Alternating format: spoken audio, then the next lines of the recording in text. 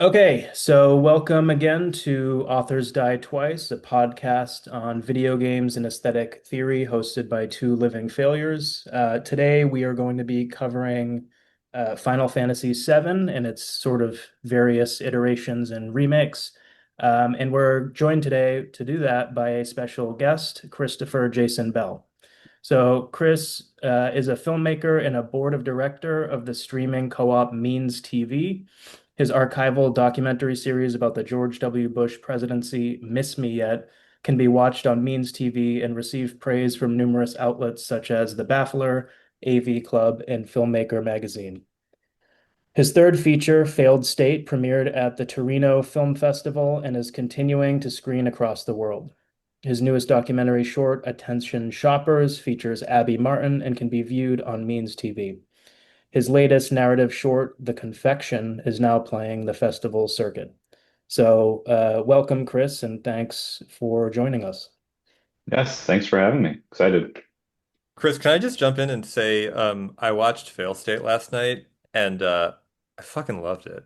Like I texted my I was like brother edge of my seat. It's like, immediately and was like, you got to watch this movie. Like it's I just, I have thoughts about it, like maybe we can circle back or we can just get to it now too as a way of getting into things. But yeah, just a really beautiful, like really warm, like just amazing performance and really good film. Like I'm so like maybe this will sort of come out as we're chatting. I'm a bit of a film illiterate, so despite being writing about film sometimes and I'm studying narrative, but I feel like I lack the sort of the vocabulary to like really express what I love about it. But one thing I'll just say is that I'm from the East Coast. I'm from South Philadelphia, but I live in California and Salt Lake City now. And I don't know when you shot it. I did read that you some of it was kind of like documentary style, and then you added in narrative beats later. But like in the first half of the film, there was a sense of just the kind of like the world of like East Coast summer and like humidity is something that I am now a total stranger to. Like I just don't experience humidity ever. And I could like smell the humidity, of like New York, or Philly, like by association, like in some of those early scenes in a way that was so palpable and so real. And I think you talked in an interview about like not using too much, not using soundtrack or scores and just letting the kind of place itself be the soundscape and supply the mood. And that I totally got that from just like how just it's such a rich, evocative and truthful. I mean, it seems stupid because it's like, it's filmed, but like a truthful soundscape to me. So I was pretty moved by the film. thank you. Yeah, I mean, humidity is so gross. It's like on the East Coast, you spend so much time in winter, super cold, begging for the warm weather. It starts to get a little nice out, and it kind of like goes. The weather tricks you, you know. It's oh, it's nice out. Just kidding. It's cold again. Or okay, now it's gonna rain for a month, or it's gonna rain for your weekend, and then the work week is really nice. All that stuff. And I kept that all in mind, but also was something that is channeling my youth growing up in New Jersey of just kind of being an only child on a suburban block with no other kids in my vicinity and just being able to wander around that small area. I just remember wandering around, doing a lot of pretend, like playing out stories and playing all the characters in the story, running around, stuff like that. But my soundtrack in my head was just like the humid summer, like what is it, like the cicadas, like Yeah. hearing them and uh yeah, I'll just never be able to purge that from my mind. So any way I can incorporate that, it just finds its way into the films no matter what, because that's such a like a formative memory of basically it's still what I do is just playing pretend, but with now I have friends. I don't know, friends and tools to do it. So I don't know. I'm glad you liked it. I appreciate your kind words. Yeah, I mean, me like in out here, in the western part of the country, you don't hear insects in the same way, and I was Hmm. trying to put my just now as you were talking, I was trying to put my finger on like, well, why is it that I can hear humidity, you know? And it is the cicadas. It's got to be the cicadas or that just kind of like constant buzz that you hear even in the city, like in down, in Philly where I said on the last podcast with Shane, that there's no tree in sight. Despite there being not a tree or a blade of grass in sight, you still can hear the insects, mysteriously, I guess. Uh, but yeah, it's just like this sort of wall of noise, that just conjures such a vid like I can feel it on my skin, like when I hear that. Yeah, I'm glad that came through. Yeah, yeah, for sure. That's your Madeline. That's your what's it called? Your Proustian Madeline. It totally is. Yeah, but I would need the food counterpart, it would probably be like a very, very uh almost flavorless like lemon water ice. Like a like it just tastes like kind of just like chilled, like just kind of like vaguely lemon flavored water. But yeah, that's my shit, man. Gotcha. Yeah, that's the Philly in you calling it water ice. Exactly. Or Yeah, water ice. I Yeah. Italian ice would be my Mhm. Jersey Italian. Of course. Of Yeah, course. why is it Italian ice? I never even like thought about that. I never knew about water ice until my friend started dating his now wife who's from or who studied in Philly, and now we kind of live closer to Philly, and that's such a thing. It never made me question why we call it Italian ice, except our suburban Jersey town at least was super, super Italian. And it's like, is that the only reason? Is it But dude, because like water Italian ice is way more descriptive and accurate than water ice. I mean, think like that's fair? Yeah, like the word ice implies water. Like right. it's a It's redundant, redundant. stupid phrase. It also is not descriptive of all of what you're eating, which is like you're not eating water. Like you're eating sugary fruit flavor.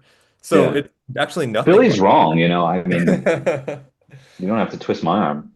Yeah, I'm from Massachusetts, and yeah, it was always Italian ice when I was growing up, um, and it seemed to be limited to lemon, and then I think there was maybe like a watermelon flavor that you would find. It was like a rare item, you would find once in a while. Um, Yeah, Like an good. That's a elixir. little good way to put it. That'll set us up. Yeah, I mean, I actually want to say just quickly one thing, and this might be a good way to kind of segue too, because like Chris, when you were talking about your kind of upbringing and stuff, I can totally relate just being from the East Coast, being an only child, spending a lot of time where you kind of had to like not just entertain yourself, but maybe like gamify things for yourself in a certain way, right? Like so Hmm. whether that's through literature, like I think literature, music, and games were for me the kind of like three related things that always seem to make their mark, or leave a mark when I think back about being younger. And specifically, I do think so. I didn't play Final Fantasy VII until I think I was in high school, was maybe the first time I played it. But before that, I had played Final Fantasy X. And I remember specifically Final Fantasy X leaving this kind of odd game, like stream in the way I would like live when I was outside, couldn't play the game, wanted to maybe be playing the game, but was doing other stuff, right? And it kind of like organized the way I was just thinking about what I was up to, even though I didn't really have any missions to go on or, anything to collect or whatever. But Hmm. yeah, maybe this is a good place to just ask, to for you to talk a little bit about uh specifically Final Fantasy VII and maybe some of the other games, like in terms of your history with them.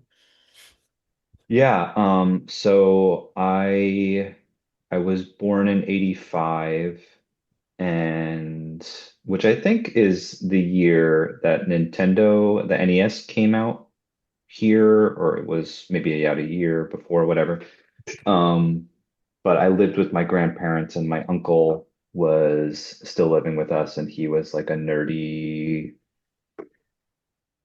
gamer, so he had a Nintendo, then I had my own, and I want to say we had a Blockbuster in town. So it my first RPG would probably be the original Dragon Quest or Dragon Warrior. I rented that.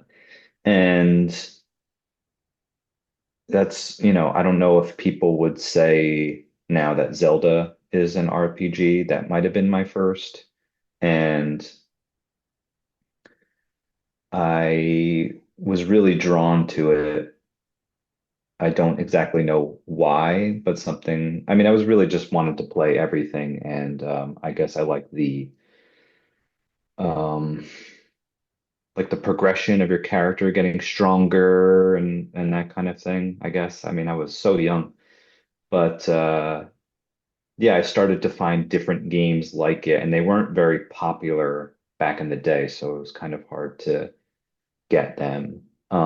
Eventually the Super Nintendo comes out and things have better graphics, and I'm seeing games like Secret of Mana, and then eventually what was really Final Fantasy IV, like Final Fantasy II, Final Fantasy III came out, and I'm starting to put together like, oh, there's this company, Squaresoft. They're putting out a lot of things that I like. And I was really into also um, whatever anime I could get my hands on, mostly Dragon Ball, which was also not easy to get a hold of at that time. But that was like the closest analog I could see. I was like, this kind of looks the same, it kind of feels the same.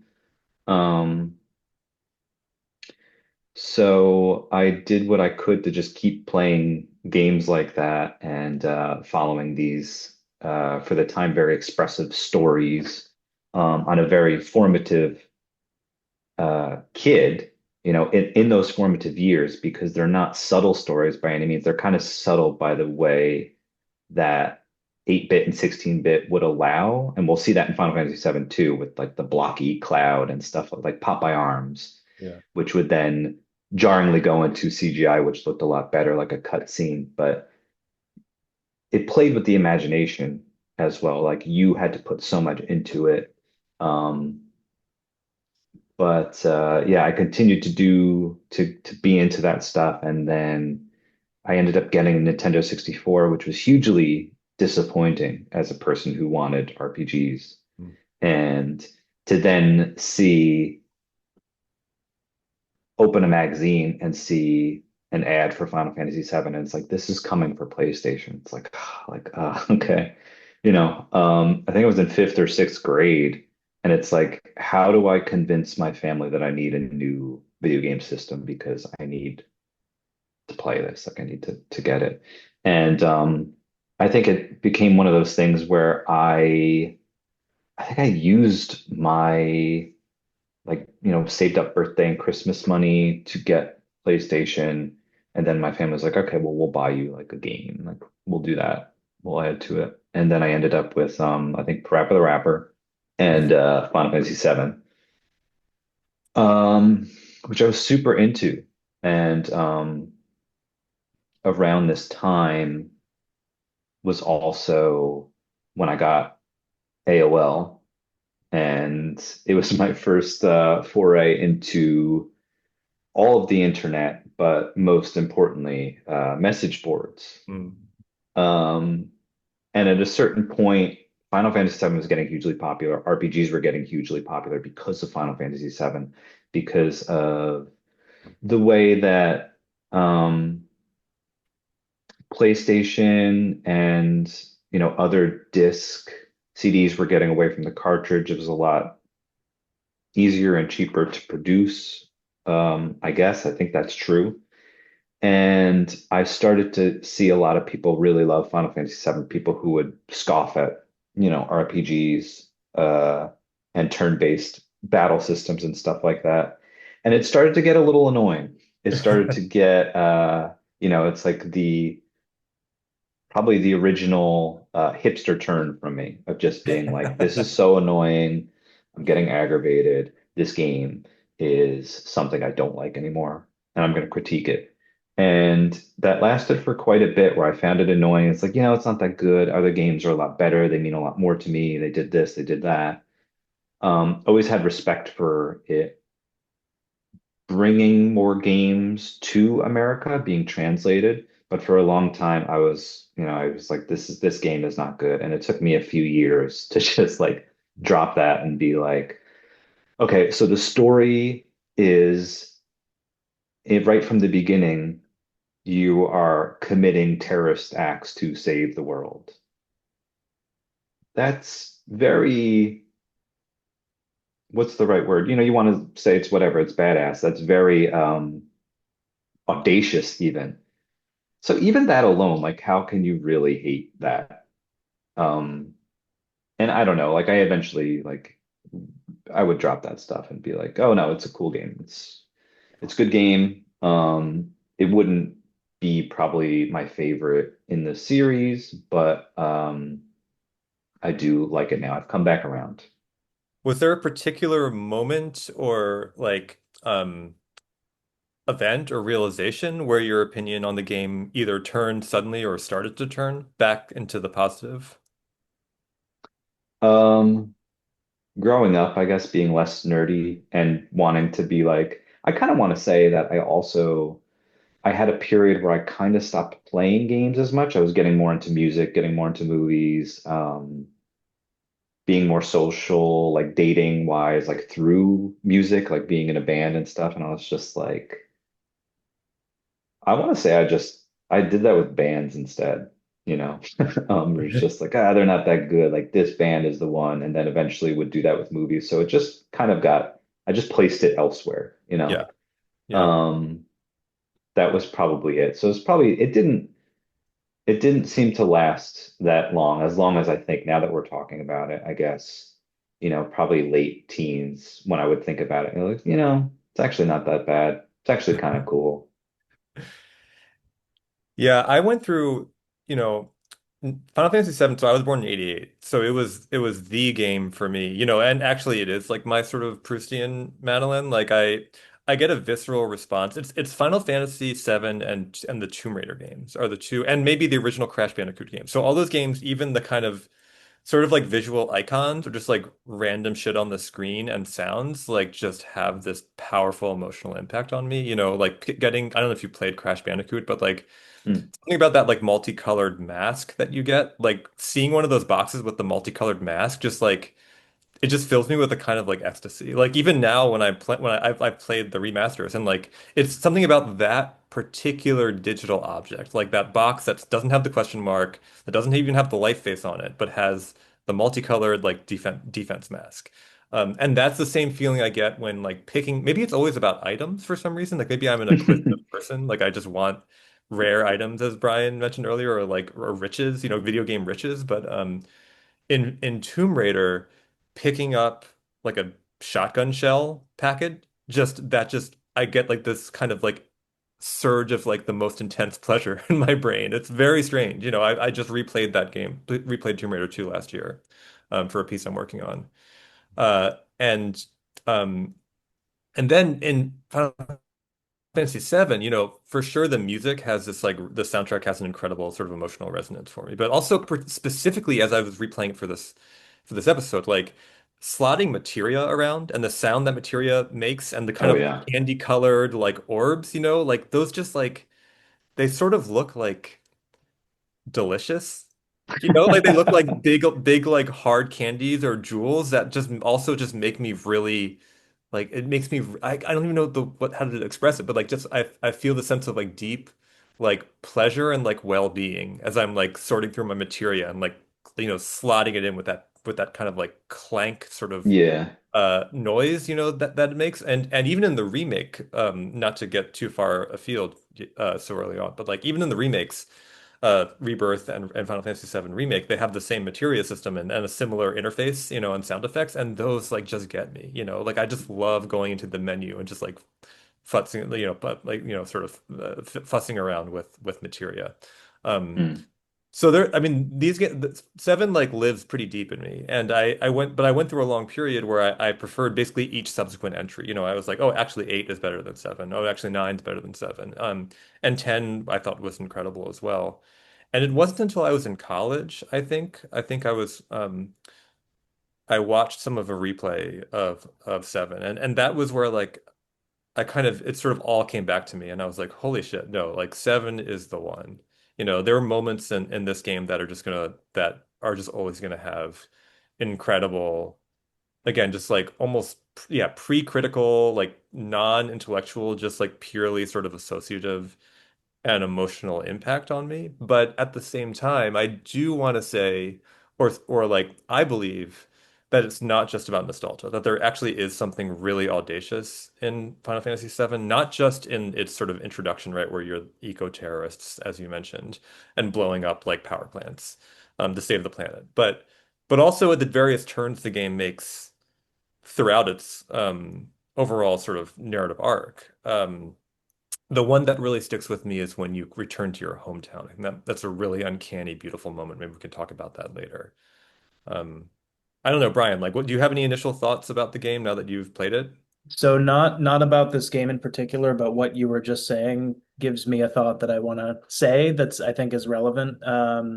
Because again, like when I was growing up, so I was born in 94, so I'm younger than both of you guys, but my version of this as a kid was Final Fantasy X. That was like the one of the games. Like there were a handful of games, but that was like the first of all long RPG game that stayed with me.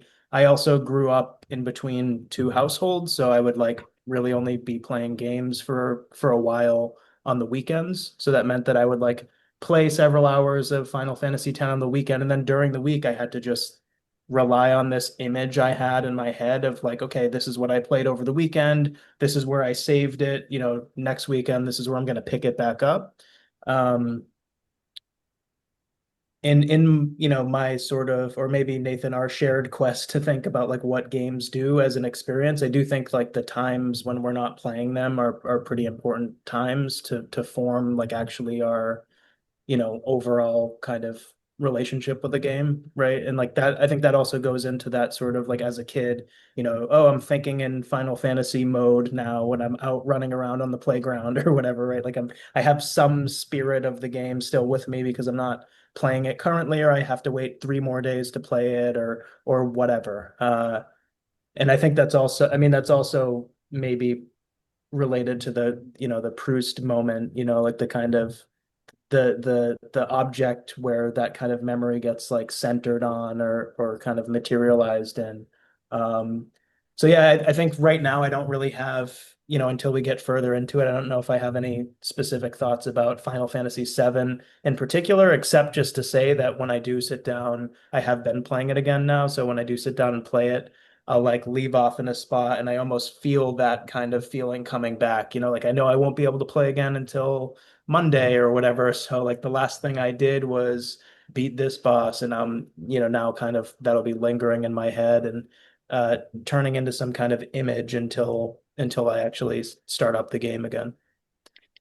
Chris, can I ask you a bit about the visual language of this game? Because it's like it's such an important, or vi rather the visual language and the visual logic, because it is such an important moment in the trajectory of Japanese RPGs and of video games in general. So these like luxurious at the time CGI cutscenes, and then also it was the first Final Fantasy, maybe was it the first JRPG? I'm not sure, to feature some amount of 3D modeling and movement. Um, and yet it is a very strange, like centaur, like artwork where it's like it's actually a combination of 3D and 2D. Like the plane you inhabit is a 2D plane, and I have further questions down the line about the pre-rendered backgrounds and what they're doing. Um, but you mentioned in particular the kind of like blocky character models and the sort of minimalism or limitation, for realistic rendering and the affordances it has for sort of expression and narrative. And it did remind me of one thing. I'm probably going to sort of mangle this a little bit, but I'm thinking of there's this really great uh, one of my favorite bits of games writing ever is I think it's called the Final Fantasy Letters. It was published on Paste magazine in like 2015 between the games writer Kirk Hamilton, who now has a podcast, Triple Click, and Lee Alexander, another games writer. And it's a long running series where they both decide to replay the game, like in the 2010s and sort of reflect on it, what it meant and how it holds up. I think as I remember the Gambit is like, let's look at this game now and just like think about it as a game, like kind of divorced from its legacy and its fame. Um, and somewhere in those letters, Kirk Hamilton makes this great point that the game isn't just abstract, but is actually dealing with like multiple levels of abstraction. Um, because essentially like Cloud and the other main characters have like six different guises of like on a sliding scale of realism. So there's like the polygonal, blocky Popeye graphics, as you say, where also the thing that was never replicated in Final Fantasy that's just or in later games that's so weird to me is how the characters will like walk into you when they're not your party members will just like walk into you. So we'll talk about that later. But there's the polygonal graphics, right? And then there's the 3D battle graphics, which are more realistic but still a bit cartoonish or abstract. And then there are I'm just again just trying to reconstruct what I remember of Hamilton saying here. Like then there are the menu portraits, which give us another idea of what the characters are supposed to look like in real life. And then there are the CGI cinematics. So there's at least four different levels.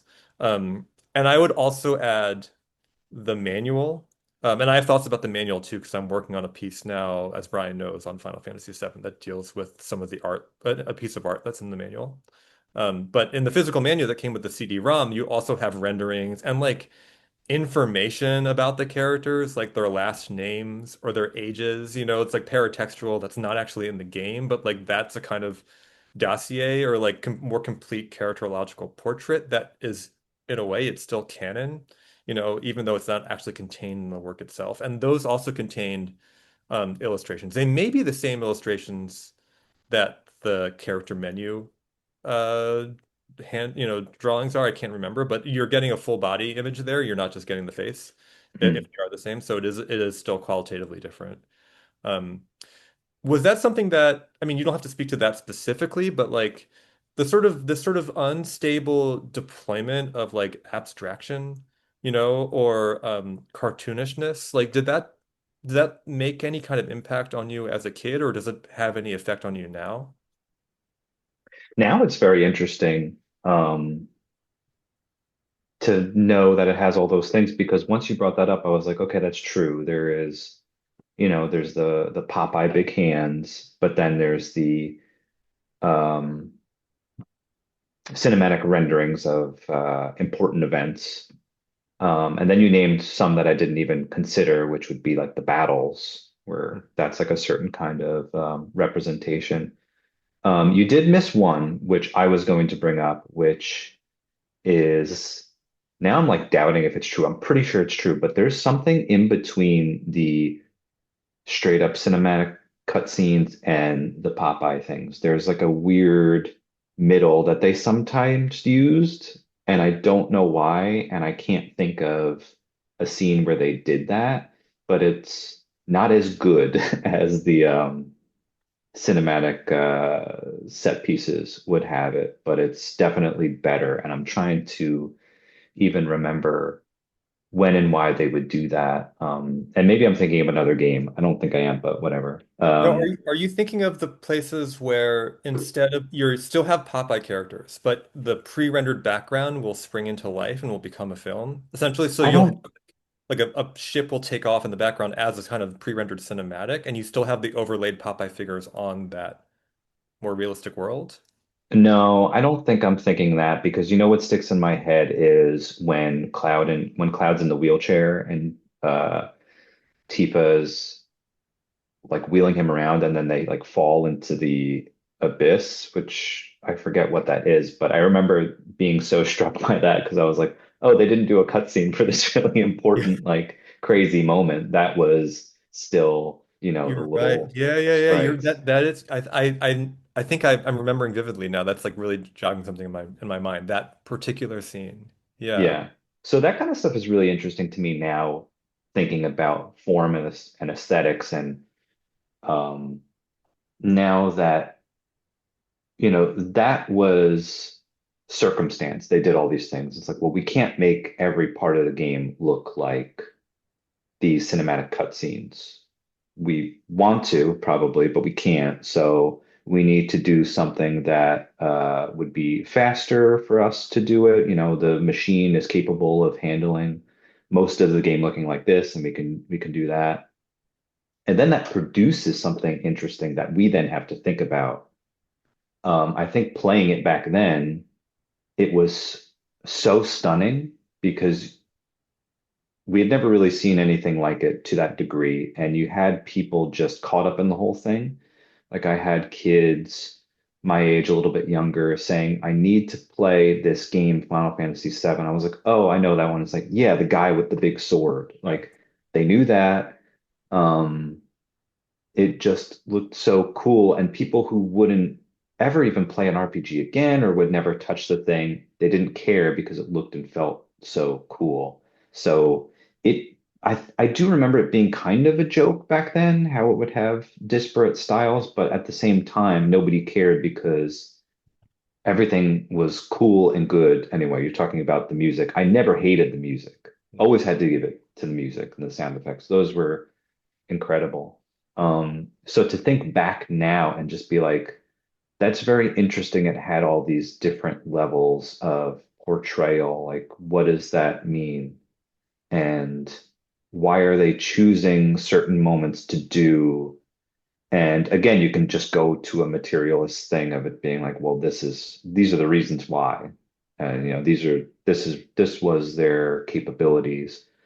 But thinking back of what that did to us, like I'm telling you right now, there's this crazy moment that's very important to the story, and they didn't do a cinematic for it. And it's just like, well, why did they do that? What did that mean to me seeing the little version of Cloud and Tifa get sucked into, this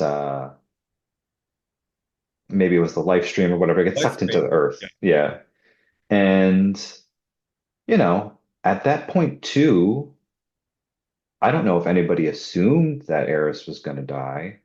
I didn't think that maybe somebody else would die, but a part of me is wondering, I don't think Cloud's going to go, but Tifa might go. So why are they showing me like this? Are they playing their hand or like, okay, so now what am I feeling being like, no, this is wrong that they're not giving this its due respect. And what is that feeling? Is it meant to give me that feeling that something is wrong, which is kind of interesting.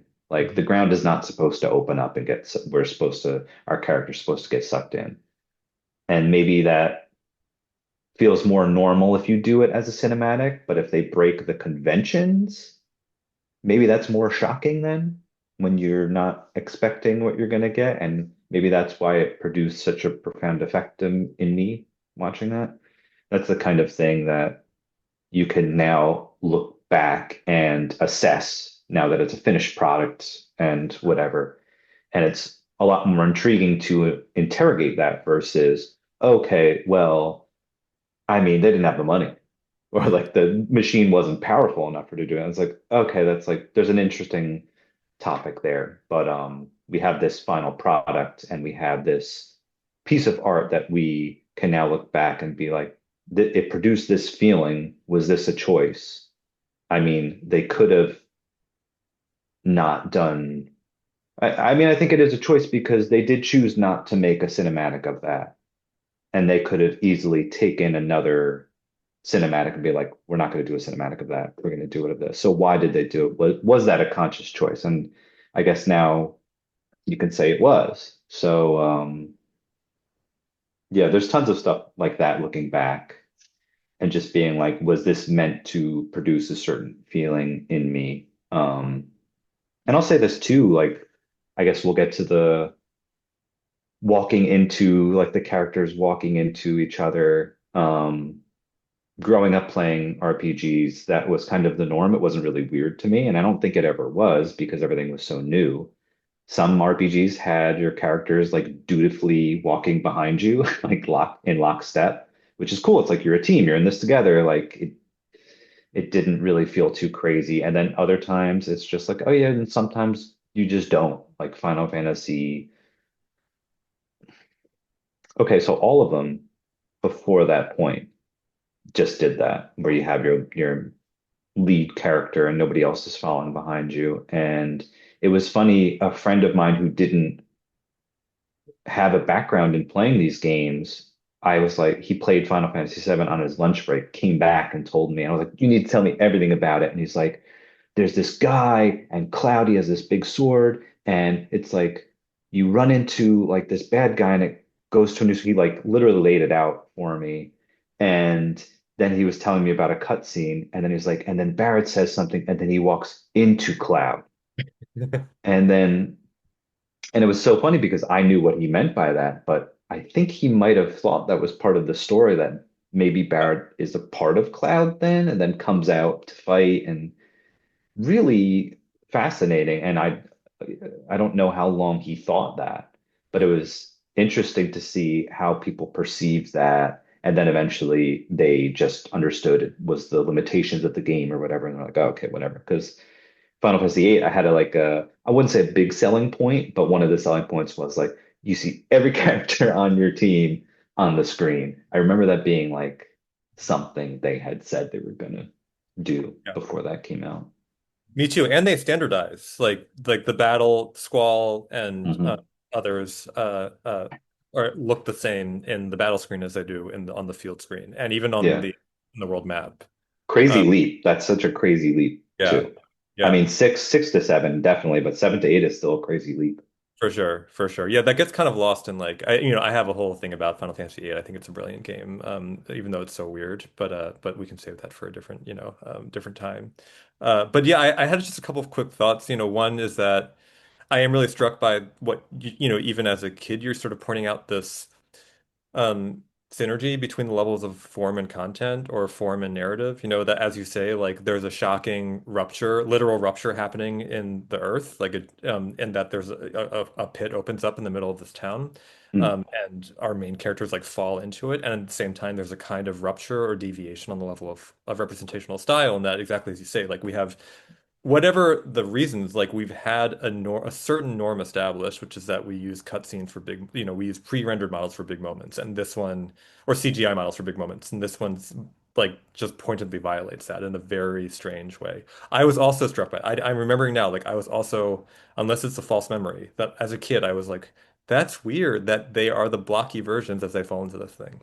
Um, but the other thing I was going to say is just questions of like, limitation, decision making. I mean, yeah, like it's for sure it's true. Like, the whole history of games is a history of like early games, at least early 3D games, like even today for other reasons. Technological or economic limitations dictating representational styles. But even with that being true, I can't think of a single other game like Final Fantasy VII that maybe because of a kind of like megalomania or like sort of fanatical desire to chase like the ultimate realism, is willing to introduce such a radical inconsistency in the representation of its characters in the interest of always trying to maximize every sort of visual interface or visual framework like maximizes the degree of realism, which I assume is what's going on. Like the battle system, for instance, could have been standardized so that the character models looked exactly like they look on the field. Hmm. And we have, the same sort of blocky polygonal models, both for enemies and for our heroes. But they chose not to do that. They chose to make the battle system, battle screen look cooler, look more realistic. And it just seems like they push that envelope at every possible stage, like just maximizing I'm imagining maximizing what was possible, with a sort of pre-rendered CGI screen, with a interactable 2D, 3D model, 3D character over a 2D plane that you can traverse, and in a static battle system where there's no traversal, right? No spatial manipulation happening. There's simply, right, this sort of back and forth, turn-based, combat structure.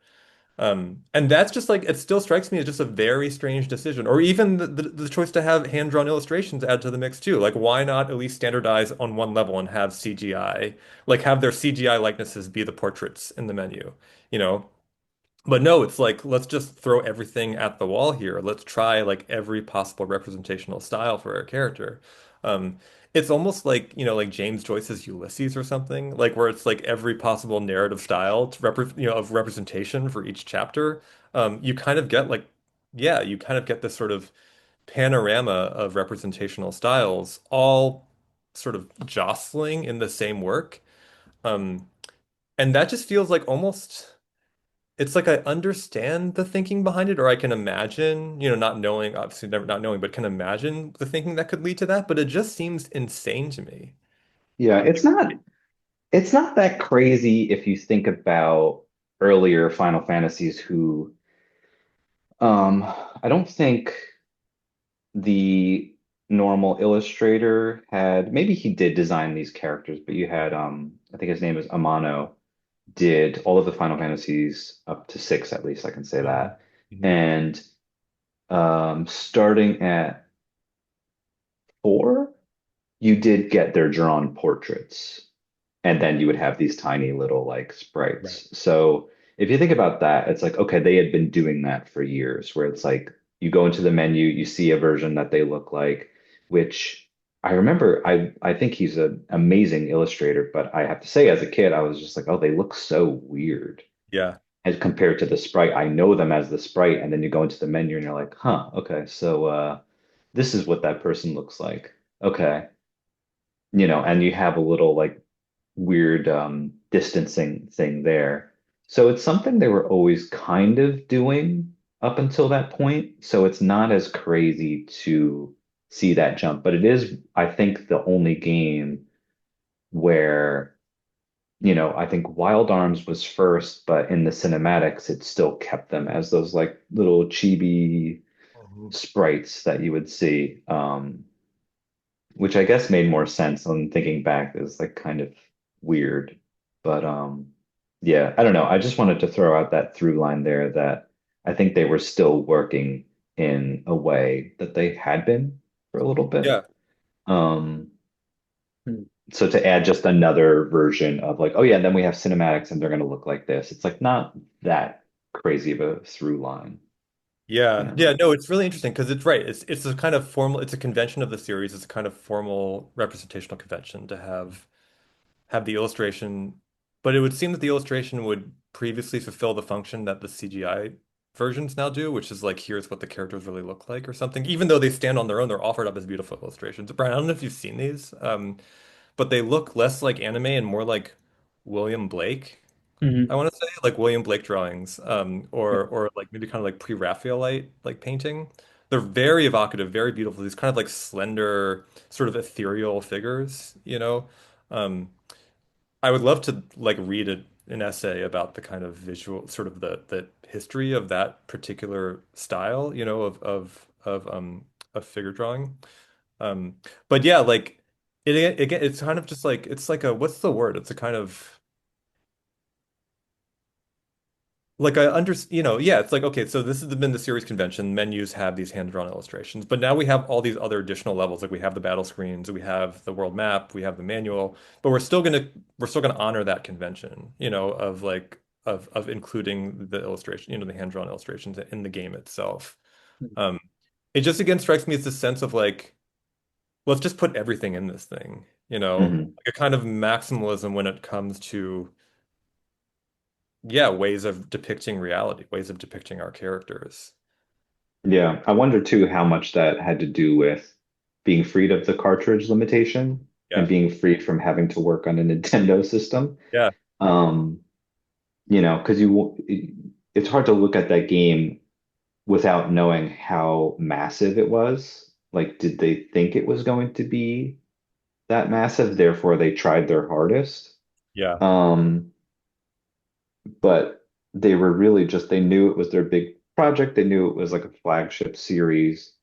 So they had this opportunity to go for broke and they did it. And I guess that was like they're really pushing the envelope with their last two Super Nintendo games that never made it across here. There's Treasure Hunter G, especially was like the fake 3D on Super Nintendo. So they were really trying to make things look that 3D as best they could on 16-bit hardware. So there's another kind of through line that they were attempting to do these things. And if you see, there's a demo for Final Fantasy on N64, which uses characters from Final Fantasy VI, but it's like essentially that would have probably been what 7 looks like, and they still kind of use the chibi figures fighting like some rock monster. Um, so I wonder how long they were going to do that before they decided, no, we need to go. Like, we need to add another layer of just they look kind of, is the word realistic? Well, fully formed or Yeah. whatever, you know. That's an interesting thought. I mean, this is giving me a something I was already maybe thinking of asking or bringing up, but I think this is maybe a good place to do it because one thing that, Nathan and I have talked about a lot, which is a pretty, I think, simple point, but with games, it's generally like the lore or the plot is not what brings us to the game and keeps us playing it, right? So like speaking of critiquing games, as you mentioned early on, right? You can critique the plot of basically any game, right? And I think part of that is because we love these games so much to such an extent that a summary of the plot or even an adaptation, as they're planning on doing with, I think Elden Ring, they're announcing like an Elden Ring film adaptation, which I'm just, I'm sure I'll see it out of curiosity, but I'm going to be disappointed for sure, right? Like, like because it's not, something like that is never going to give us the experience of playing the game. And then at the same time, though, I think about like what is the experience of playing the game? It's a bunch of repetition, right? So something like a turn-based combat, and maybe this is a small, suggestion or answer about why they would bother making our characters and the battles look better in Final Fantasy VII is that we spend so much time there, right? And we're like, it's not the same kind of button mashing as the remake, right? The remake is more like almost like Devil May Cry style combat or whatever, where you're just hitting square a bunch. But in the turn-based combat, you're just slamming X over and over again to kill the enemies, right? But you spend all that time there, you hear the music. Um, but it makes me really think about like what it is about plot or narrative or whatever, like every single plot necessarily concerns time and the way that things happen in different points of time. And even of course Final Fantasy VII, there's this whole like span of time that goes way back, and then we're thinking about the future, the past. We even have, maybe this is another representation that neither of you mentioned, but like the like I don't know if it's a ghost or a memory, I kind of forget, but like Cloud will see this like other version of himself from time to time that is represented the same way, but it's also kind of like translucent, so it's like a different plane of experience or whatever. Um, but like it just kind of makes me think, and I wonder, Chris, if you have thoughts about this, as a filmmaker and someone who's thinking too about like how to actually evoke certain experiences in a viewer. Like there's a sense in which what games do, and maybe this I'm like borrowing this oddly from the film Buffalo 66. There's like the scene, I don't know if you've seen it, but there's the part where he's like they're taking pictures in the little photo booth thing at the bowling alley. Hmm. He's like, we're spanning time. This is us spanning time, right? Like he's like, snapshots are supposed to represent that there's this whole lineage, or there's, we only have the one image, but that image implies a whole like length of time or a whole even other experience or dimension of time. And I wonder if like not only is there the different points of time that the plot gives us in the game or that the lore gives us the scale of time, but even on the player side, we get a sense of spanning time. Like when I go back and think about a game that I played a bunch as a kid, I don't remember some point in the plot. Even as a kid, I probably thought the plot of, Final Fantasy X was kind of stupid, right? I mean, it's like goofy, it's kind of embarrassing, like it's cheesy, it's corny, all these things. But there's something about that I love, and it's maybe it has to do with this repetition, it has to do with the music, it has to do with the environments, even when none of that is rendered, I mean, it's limited by the hardware at the time or whatever, right? But there's something about spanning time maybe that's like really difficult to pinpoint in like a specific moment of the game, but also maybe encompasses the whole breadth of the game, and then therefore maybe like gives a little bit of a little bit of like forgiveness to the idea that they're going to have like a drawing and the CGI and like the Popeye version and then the slightly more advanced version. I don't know if that makes sense, makes sense at all, but Yeah. Of course it does. I think what we're all talking about is something that I don't really see many people talk about ever when they talk about um, movies, especially. But we're really talking about the how, like not what happens in this movie or what happens in this story, but how is it being told? And through cinema, it's like, how are you using the tools of cinema to tell this story? What are you stopping to focus on? What is important to you? And I think that is the obvious reason why games to movies, that pipeline doesn't really work. And they're figuring out ways to make them more palatable to audiences. Like, I don't really think I grew up with Mario. I don't really think the Mario movie is very good. It's good for kids. And maybe that's fine. Like, I need a Mario movie to be good for me? Probably not.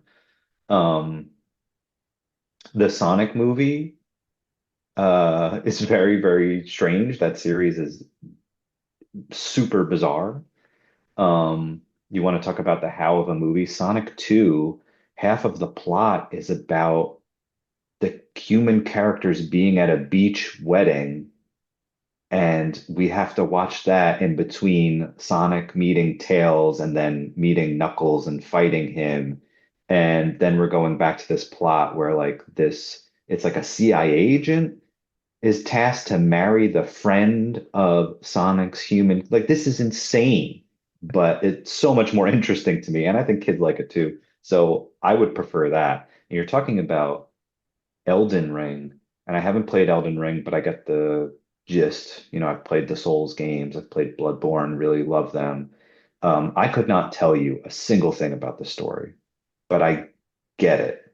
And I think that is one of the many strengths of those games is that I have a friend who's really into them. He'll tell me the lore, and it's not that it's not interesting, but it's too much, and it's in one ear, out the other. Like, I will never be able to retain it. But it's there for you to look and find it and read about it and put things together yourself, or you really can feel everything in the world.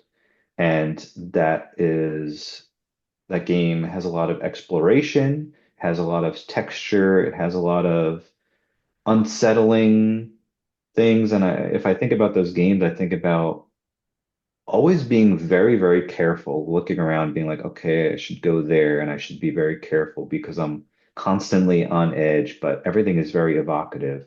And I think there's a way to do that in a movie using the tools of cinema versus getting the story to a certain point that you're just telling it. Or if again, maybe we're spending too much time talking about Dark Souls, but like the battles in Dark Souls and like that achievement you feel where you finally like everything lined up, your skill and then the RNG of the game, like the luck of the game, everything lined up so that like you got so close to dying, but you finally beat this thing, and it's this sense of accomplishment. It's like, what does that mean about the game? What does that mean about the story and the experience it is giving to you? And how can I then replicate that in a movie? It's very hard, it's not impossible, and it's going to be different, but the medium is different too, and the tools are different. Um, and nobody really considers the how. It's like we know that these two things are different, and we know that the word is adaptation, and we're going to move to that. But nobody then thinks that it's not even so much about the story, it's about that experience, and it's about what the feeling is that it is giving you, and how do we get there in a different way. Um, yeah, maybe I went off on Elden Ring too much and I got a little bit lost, which is good. I think that's No, listen, that's what Chris, like happens. on Authors Die Twice, there's literally no such thing as talking too much about Elden Ring and Dark Souls. We've done on Elden Ring, or we'll definitely do more. This is we live the cliche of just talking about Dark Souls every, at every chance that we can get. But I mean the analogy to you've opened Pandora's box here, but the analogy to Souls games is actually really useful because I was thinking about still on the topic of like the how or representational logic. Um, Souls games, a very quick aside, something Brian and I have discussed a lot when it comes to Souls games is the way they have these ingenious ways of motivating essentially asset reuse. So the repetition of certain objects or spaces or architectural designs in the games that would be, if you saw them in a film, would seem significant, right? Like in a film, if you see, thinking of like the beginning, and one thing we've talked about in this podcast is like the beginning and the ending of the film Solaris, the Tarkovsky Solaris.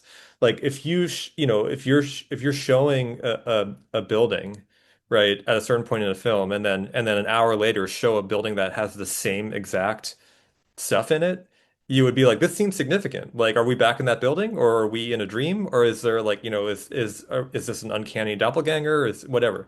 But in a game, like you can walk into like in a game like Bloodborne or Elden Ring, especially Elden Ring, you can walk into like 10 different churches and they're all exactly the same, and you don't think this is significant. You just think this is a game, right? Things repeat in games. And one thing that's fascinating about Final Fantasy VII and 8 and 9 is that it's precisely, again, this kind of weird representational hybridity, in terms of like the 2D pre-rendered backgrounds in which the 3D models are over which the 3D models are superimposed.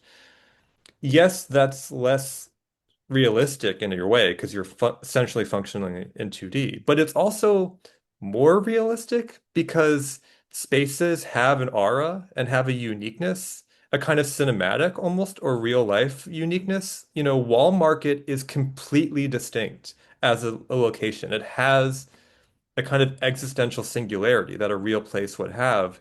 You, as far as I know, don't see the buildings in Wall Market repeated throughout the world haphazardly in Final Fantasy VII, So like the pre-rendered painted backgrounds, because they don't have this burden of interactivity, they're not super resource intensive. They're able to be completely unique in the way that real spaces are completely unique, such that ultimately one could say that the world of Final Fantasy VII is more of a world than the world of Final Fantasy 16, which just came out a couple of years ago. Sort of visual spectacle galore, seems very expensive, and yet every town looks exactly the same because it's just using the same damn building models over and over again. Mm. Yeah, that's interesting. I just watched this is so fresh, the first part of the Pee Wee Herman documentary. I haven't seen it. So I was thinking about that and how when he wanted to do pre-movie, pre-TV show, he wanted to do a stage show, and I was struck by it made me think of his production design of his house and all of these different elements. And he got, I want to say, a an illustrator who was making flyers and cover art for punk bands. And he's like, I really love this guy, like help me design the set.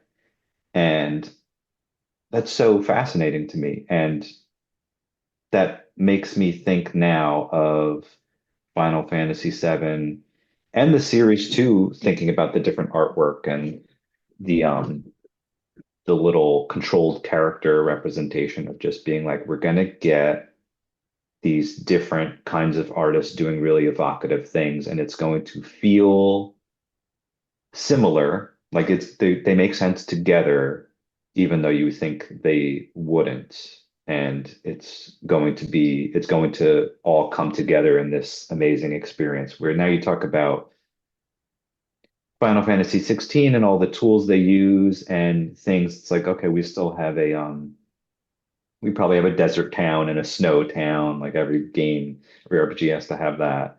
But it does feel like the houses are the same, and like they did do that kind of thing in 16-bit eras, but now the way you're talking about it, it makes it seem like the whole style is so, I want to say, perfected and clean and safe. It feels like it's flattened, like everything is flattened, and it's not just like this artist is really good. He's gonna be doing this, and she makes really cool music. Like, what if she did this? And it comes together to make this. It doesn't have to be like chaotic or sloppy or whatever, but there's some more personality and feeling and soul to it than just being like, this is the top of the line technology and we're doing it, and you can jump on that mountain and and that's that versus these pre-rendered backgrounds that you can kind of interact with, and they seem vast and they seem like things happen there versus what you're describing from, not all modern games, but I think is probably a maybe a trope of modern open world kinds of games.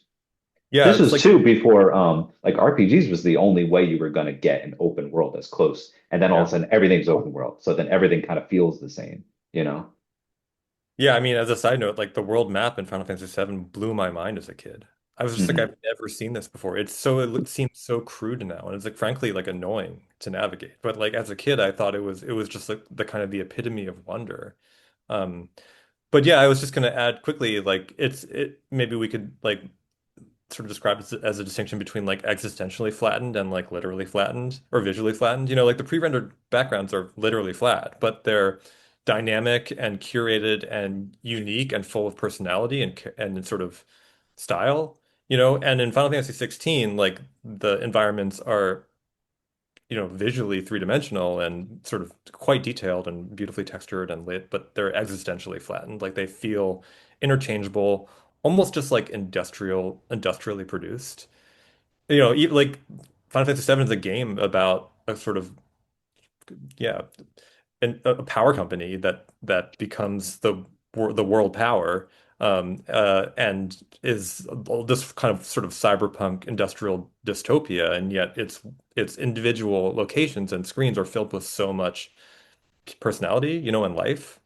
And then you have a game like it's sort of pastoral final, like, traditional fantasy game like Final Fantasy 16, where the individual locations are just utterly soulless and just look like they came off a conveyor belt. And I like Final Fantasy 16, but the world design is I think is really lacking. I feel like we have to at least hit the top line item here, which is Eris dying. Did that did that scene make an impression on you as a kid? Does it loom large in your mind now as you think about Final Fantasy VII as the kind of, I mean, it's been described as simply the most famous scene in video game narrative history. Or is it actually eclipsed by these other strange, maybe formally stranger moments, like when Cloud falls into the like I can see the think piece now. Like it would actually be a really cool essay or whatever, or like, article about how, oh, actually the key moment, like the most subversive, interesting moment in Final Fantasy VII is when Cloud and Tifa fall into the live stream. It's not when Aerith gets stabbed in the middle of the game. So I just wondered if you had sort of thoughts or early impressions about that. It was spoiled for me. So, it took away from that, like finally experiencing it. I did think it was cool, to witness it. Um, I had my heart broken a few times prior to that of characters dying in games. So it wasn't super like the fact that it was already spoiled and the fact that I had experienced loss from RPGs I had played previously, it wasn't that um overwhelming to me.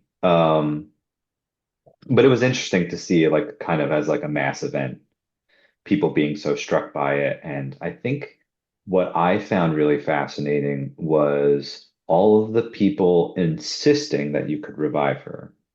And it's not, wasn't really out of the question because there's characters in games I had played before that died and then would come back in a cool way later. So it's like, okay, maybe that happens. And then there's famously in a previous game they did Chrono Trigger where the lead character dies, which is your analog, as he's kind of like a mute, looks really cool. Yeah, that's you. That's the player. He dies, and you can like revive him.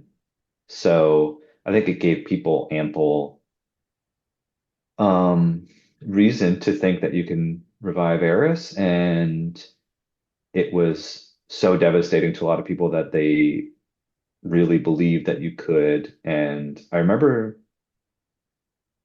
being a little even tricked that you could, that there was some secret in this game that I remember is something like you get an item and there's a fish blocking your path in the area where she dies. And once you get that item, you can get that fish to disappear, and then you can go back into the water. And that was very evocative to me, using the imagery of Final Fantasy VII in a different way, that people were really just making up these wishes and wants to have this character back. And I remember reading arguments where everyone has a final weapon and then a final limit break, but by the time she dies, like you're nowhere near the part where your characters would get that.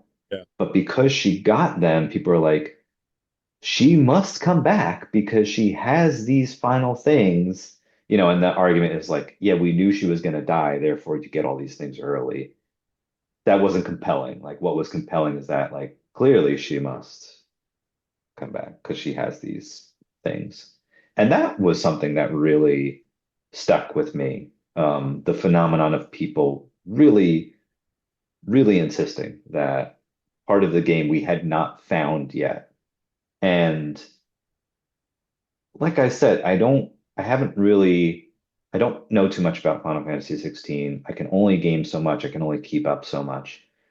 But I'm willing to put out there, as I said, or I hinted at earlier, where every game is kind of open world, whereas RPGs back in the day were kind of that. And you mentioned that they were very curated. It wasn't too much, but everything was put there with thought, whereas maybe it doesn't feel like that anymore. Um, I don't really see that kind of mystery now, where people are like really scheming to be like, no, you can bring her back, and people saying this is what you need to do. And people were literally making shit up, writing fan fiction about not even the story. We're talking about the how again, in a way, where people are not like, oh, Eris comes back and here's the scenes when she comes back. People definitely wrote that, but people are writing fake ways for you to spend time finding the most rare monster ever. It's like it's a bit of a prank. One of those pranks where it's like you can't even see the person trying to do this. Like, what do you think is funny here? But part of it is very like wishful, and like maybe that could happen. Maybe if I fight 1,000 battles, I will fight this one thing that will drop this certain item. And like that kind of like imagination and the false hope that maybe even some of the authors of these things had, I don't think you see that anymore. That like really pressing on the imagination for that thing, and just having her die, I think that is one of the most emotional versions of this versus like the original Pokemon. I remember being like, no, there's actually 152. And I think Peekaboo was a big one for me when I was paying attention. Like Peekaboo existed. And then we even had a local thing.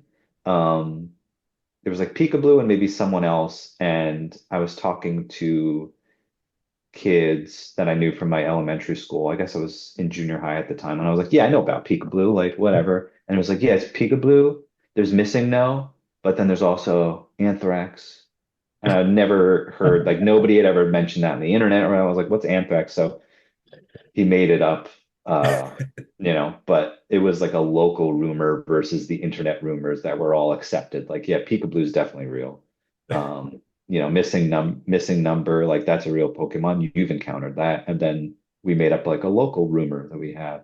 So there's that, but that's more fun and that's a lot more amusing. The Eris thing was so deeply resonant with people, and they came up with their own theories and stuff. So I think that was a way that it affected me, having, the most not surface level, but the most obvious reaction to that, an emotional one. That was spoiled, that was already done. So I'd come to terms with that by the time I reached that part of the game.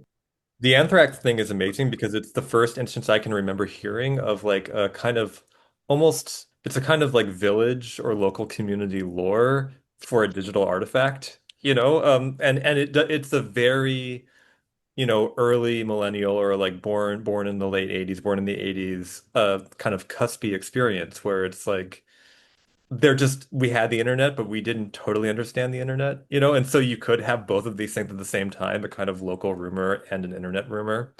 Um, I wanted to add one more thing because I'm glad you brought up the fact that Eris has an ultimate limit break and an ultimate weapon because I too, as a kid, I was 11, I think, when I played Final Fantasy VII. I was so puzzled by that. And I didn't understand, you know, Brian, I also could only play on the weekend. So I would spend my whole weeks thinking about Final Fantasy VII, and I could only play like a couple hours a week, you know. So I was just musing, I would just muse over these things or ponder them, or I would look through the manual, which I'll say something about in a second. Um, and so I remember being so puzzled as a kid, like, well, I don't even know how someone could, you know, conceivably maybe I could level up to get to level her limit break enough to so I could use her final limit break, which I know is possible, right? Players probably do it all the time now, speedrunners or whatever.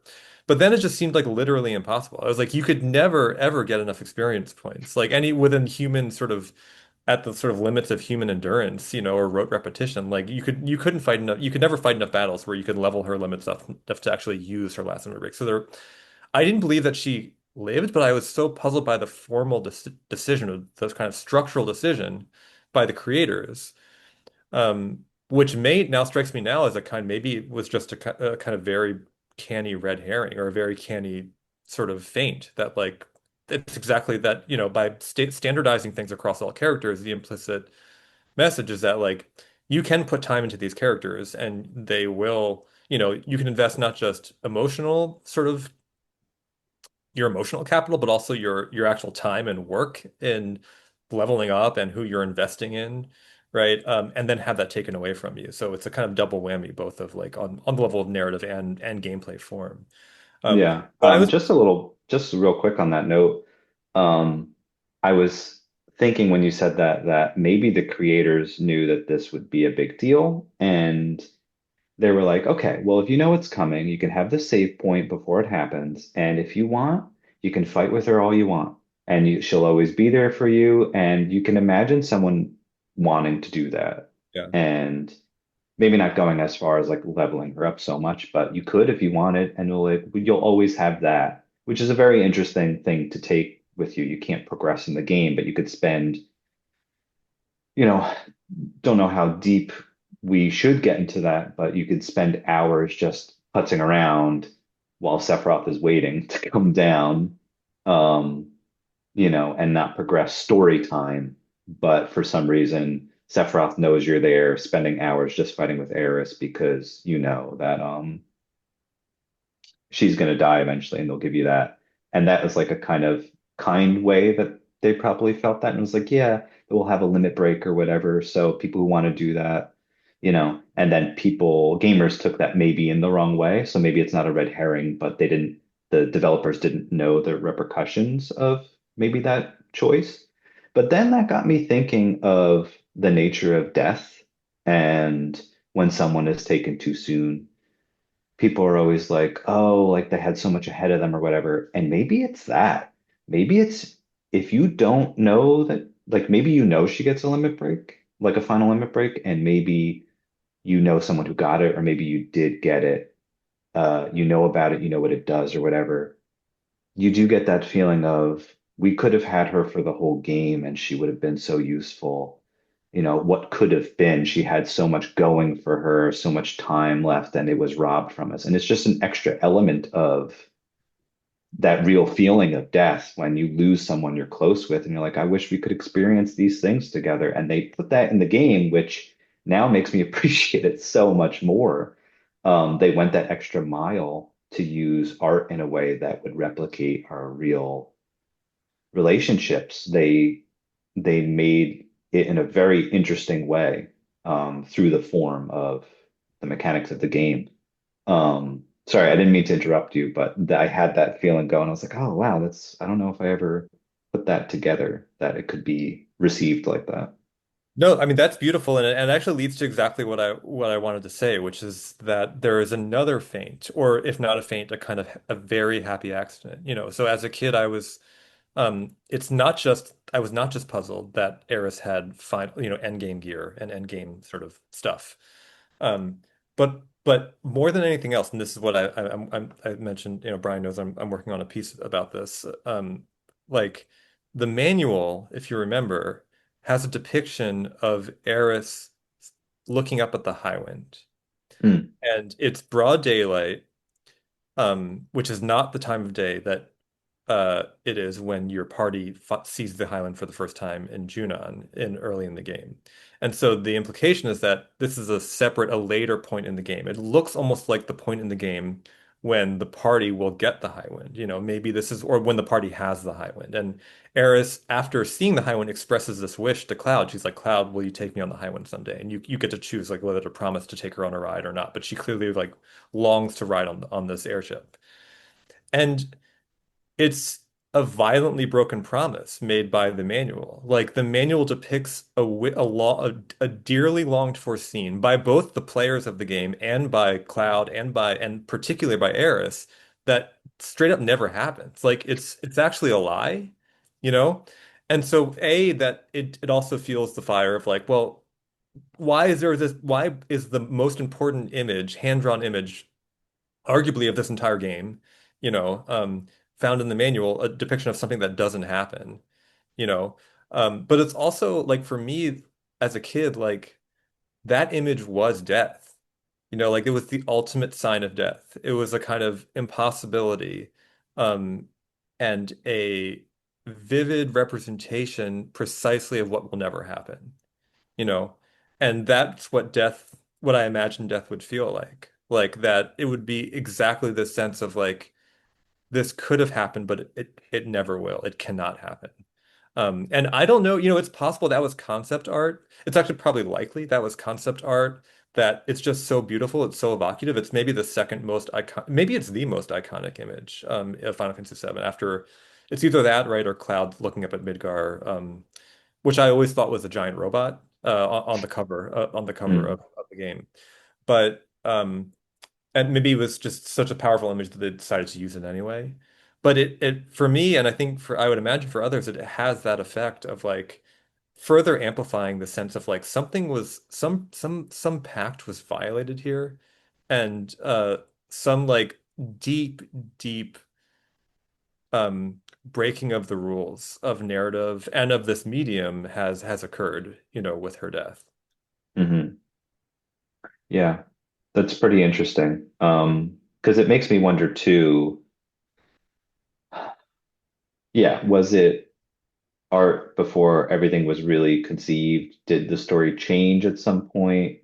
Or was this supposed to be part of the end, maybe, where um the life stream and Holy are working together to push back the meteor, and maybe because I remember everyone's in high wind at that point. So maybe you see an image of her standing and watching it go like her ghost or whatever. Um, who knows? Can I spoil one of the remakes for you, Chris? Or do you plan to play Rebirth? Is Rebirth the second one? The second one, yeah. Yeah, I guess so, yeah. No, no, no. Okay, I sense reluctance, so I will not spoil it for you. But what you just said is actually really fascinating in light of Rebirth, which for me, this is n- this is not a distanced, like emotionalist sort of analytical take. It's a pure gut take. I think Final Fantasy Rebirth is the best game of this generation. It's Whoa. incredible. I love it. I think it's just magnificent. Yeah, I'd love to play it the first. I mean, Yeah. I will play that way sooner than I'll ever play 16. Dude, don't play And 16. Again, 16 is a cool game. It's a great game. It's a good Devil May Cry game with kick-ass music and fun combat and good graphics. Like Final Fantasy Rebirth is an all-time JRPG. yeah, I no, think I'll definitely. it's now been unfairly maligned as being like a kind of chasing open world trends, but I would argue, and this would take me way too long I would get on my soapbox, that it's doing something so unique and so different from what other open world games are doing. Well, we'll talk about it. I don't know. I really, really don't know when I'll ever play it, but Yeah. I'd be curious to hear those thoughts. Should we wrap here, Brian? Yeah, I don't know if I have any more real thoughts about the game. I do, however, I'll just, we can cut this out or whatever, but this we should play another Final Fantasy game and have you on, Chris, if you're down in the future, because this was great. Well, first of all, thank you so much again, Chris, for joining us. Again, everyone should see Failed State. Is there a way for people to like what's the best way for people to find it? Best way for people to find it is to find me and then ask me. Cool. Right now. Right now we're doing screenings around, just kind of self-booking. It's not available digitally yet unless you ask me, and I'm happy to send a link to people. Um, so there's that. I mean, if somebody does have a little screening series or whatever, um, let me know, and then that could be arranged as a thing. But otherwise, you could find me. Um, I do have a, what do you call it? Link tree, and I thought I would have it up. And then we started talking about RPGs, and I We'll put didn't it in do the show it. notes. Yeah. I mean, it's just my full name, no spaces, Christopher Jason Bell. Um, Linktree, Christopher Jason Bell. And yeah, my email will be there. So hit me up if you want to see this. I think it's a good movie. God, I Great feel so news. weird saying that. But I am proud of it, and I think you'll like it. And yes, David Hayter does appear in the movie as Boss. Oh, I didn't even make that connection that he's the boss. That's why I did it. That's incredible. Oh my God. Brian, that's a little MGS head reference for you. So again, like this has been a pleasure. Let's definitely chat about more Final Fantasy VII or Final Fantasy in the future. And especially because we have a filmmaker on thinking of the history of film and proto-cinematic devices, not knowing shit, but that's what I've read. We all got to keep that magic lantern lit. Definitely.